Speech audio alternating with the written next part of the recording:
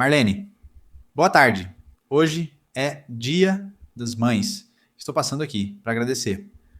Você, pela pessoa que você é, maravilhosa, bom coração. Hoje gostaria tanto de ter minha mãe para comemorar esse data, mas Deus levou ela para um lugar melhor.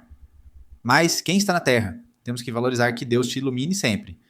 Viva muitos e muitos anos para comemorarmos o Dia das Mães juntos. Te amo, obrigado por tudo que você faz por mim e minha família. Você é uma super mãe, um exemplo. Muitos queriam ter uma mãe como você, mas Deus proporciona a mãe certa per Mara. Cada família. É uma honra fazer parte dessa família que tem como protagonista. Você, obrigado por existir nas nossas vidas.